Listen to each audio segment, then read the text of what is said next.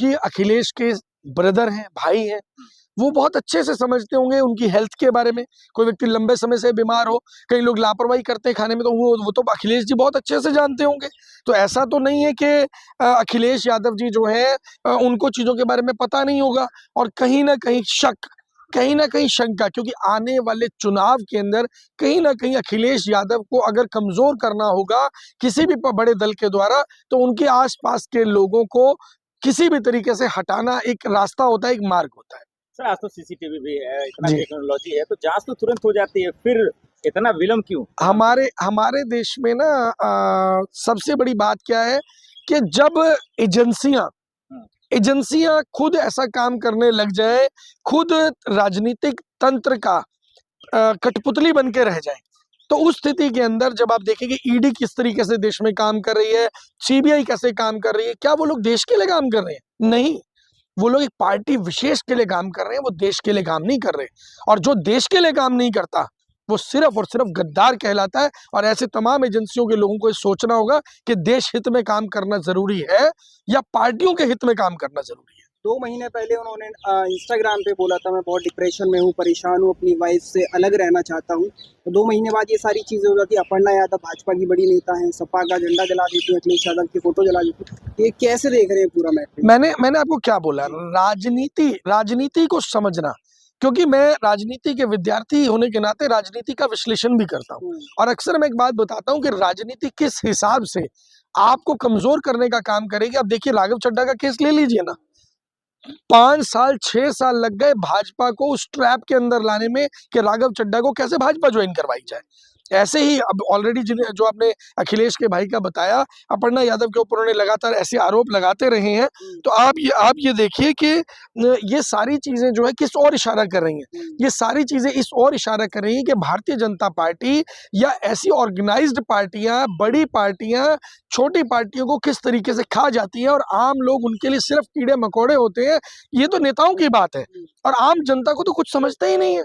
आम जनता को तो ये कहते हैं कि तुम्हें तो खाना भी जो बिना तेल के बना के खाना है।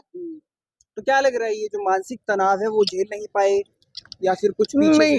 देखिए मुझे ऐसा नहीं लगता कि वो मानसिक तनाव नहीं झेल पाए होंगे। ये यकीनन राजनेता के साथ में अगर कोई उनके परिवार के लोग चलते हैं तो वो बहुत मजबूत होते हैं, वो मानसिक तौर पे काफी मजबूत होते हैं। उनको ऑलरेडी ये चीजें मालूम होती हैं कि किस किस तरीके का दबाव उनको झेलना पड़ेगा। और ऐसा स्टेप आप देखिए देश के अंदर बहुत कम ऐसे केस है जहां पर किसी नेता ने सुसाइड किया हो, जहां पर किसी नेता ने आत्महत्या की हो। बहुत कम केस मिलेंगे। नेताओं से जुड़े हुए लोग आपको मिल जाएंगे जिन्होंने सुसाइड किया, जिन्होंने आत्महत्या की, जिसको बोल दिया जाएगा जी उन्होंने ओवरडोज ले लिया, कोई ड्रग्स का ओवरडोज ले लिया। लेकिन कभी भी कोई नेता आपको इस स्थिति के अंदर नहीं मिलता है। और तो जांच का विषय है ना। बिल्कुल, मैं भी यही कह रहा हूँ, जांच का विषय है। लेकिन जांच भी तो तभी होगी ना जब एजेंसियां जो हमारे देश के अंदर वो निष्पक्ष तौर पर काम कर पाएंगी। अगर जांच में किसी बड़े नेता का नाम आ गया, किसी बड़ी पार्टी के नेता का नाम आ गया, तो आपको क्या लगता है सजा होगी? पार्टियों को क्या फायदा होगा फिर? कोई राजनीति में थोड़ा ही तो देखिए, अगर वो राजनीति में नहीं भी थे, अगर आपके परिवार के अंदर एक कोई बुजुर्ग भी होता है ना, 50 साल 55 साल 60 साल, मैं कहता हूँ 80 साल का भी हो, लेकिन अगर वो कुर्सी पे भी बैठा होता है ना घर पे, तो आप उससे सलाह कर पाते हैं। तो ऐसा कहना कि वो राजनीति में नहीं थे तो उनका कोई महत्व नहीं है, ऐसा बिल्कुल भी नहीं है। अगर वो राजनीति में ना होते तो उनकी वाइफ भी राजनीति में ना होती, और मुझे लग रहा है कि वो पूरी तरीके से राजनीति का बाइकआउट कर चुके होते।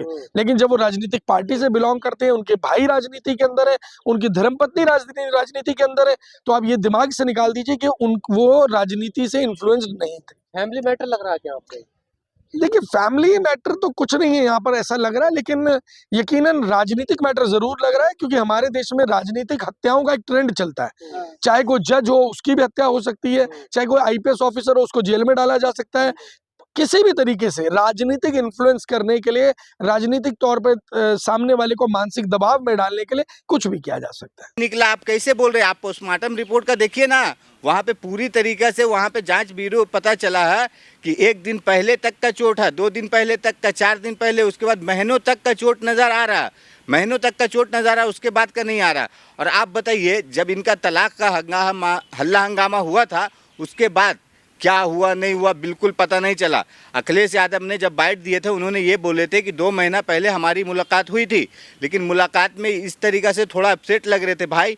तो उनको ये तक भी उन्होंने बोले कि भाई देखो बिजनेस वगैरह का, अब घरेलू क्या जानते होंगे कि क्या मैटर है, क्या टेंशन है, क्या तकलीफ है उनको, वो तो ये नहीं जान रहे थे ना। सर ये नेचुरल डेट है, इतना इस पर सोर्स तमाशा क्यों कर रहे हैं? नहीं देखिए, आप बोल रहे हैं ना नेचुरल डेट है, ये नेचुरल डेट नहीं है, ये ज़रूर साजिश है। और इसमें साजिश का आपको आप लोग कर रहे हैं लाशों पे राजनीति। नहीं देखिए, लाशों पे राजनीति करने वाले भारतीय जनता पार्टी के लोग हैं और भारतीय जनता पार्टी के लोग करते हैं लाशों पे राजनीति। और आप इस तरीक़ा से बोल रहे हैं ना, तो हमें भी जवाब देना आता। भारतीय जनता पार्टी ये लाशों पे राजनीति करने का काम की है।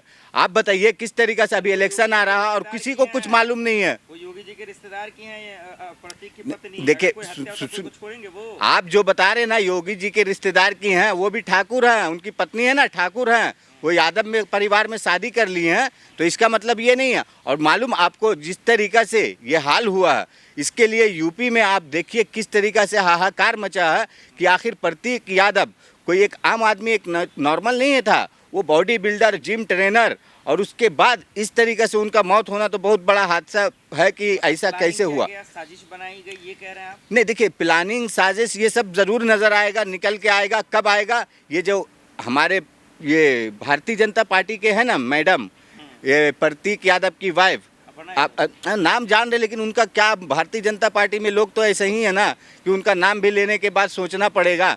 तो ये जो है ना सही तरीके से जांच के जब तक ये मांग नहीं करेंगी ना तब तक बुरा हाल है। देखिए ये रोना ना, ये भारतीय जनता पार्टी के लोग इसी तरीके से मगरमच्छ की आंसू रोते हैं, रुलाते हैं, दिखाते हैं कि हाँ आप क्यों नहीं, इतना थोड़ी आपको है कि रो के आपको क्या। देखिए कोई इंसान जो चला गया वो तो चला गया, उसको रोने धोने से नहीं आएगा। लेकिन आपको क्या करना चाहिए था, आज कितना घंटा हो गया, 24 घंटा होने वाला, आपने एक बार भी बाइट नहीं दिए, बयान नहीं दी कि हाँ उसका इंक्वायरी करवाना है। आप क्या बाइट देगी वो? बाइट, अरे क्यों नहीं, हमारे पति का, शौहर का हमारे डेथ हो गया है और हम उसका इंक्वायरी जांच के लिए बात तक नहीं रखेंगे, हम मीडिया में रखेंगे, हम अपनी सरकार को, आपकी सरकार है यूपी में, आप बात रखना चाहिए था आपको। आप बोलिए, आप उनके मोबाइल को जिस तरीके से पुलिस ने कब्जा में लिया, उनके लैपटॉप को लिया, जो घर का सीसीटीवी कैमरा लिया, तो आप ये सब चीज़ पे सवाल उठाइए, लेकिन उठाना ही नहीं चाह रही। क्यों? क्या पता भाई, अब जो साजिश है या ये कोई ऐसा, मतलब समझ लीजिए कि कुछ दुर्घटना हुआ है ऐसा। उनके रिश्तेदार भी तो खामोश हैं। चाहे अखिलेश यादव ने बोल तो दिया, डिम्पल भाभी, चाचा शिवपाल जाके एफआईआर दर्ज करावे हैं, थाने में चले जाएं, वो भी तो नहीं कुछ कर रहे। नहीं देखिए, भाई का जो हद था, भाई जहाँ तक थे वो पहले किए। भाई से ज़्यादा मालूम हस्बैंड शौहर का बात होता है, भाई से ज़्यादा उनकी वाइफ का है। पहले उनकी वाइफ अगर कदम ना उठाएंगी तो ये तो समझ लीजिए कि अखिलेश यादव छोड़ेंगे नहीं।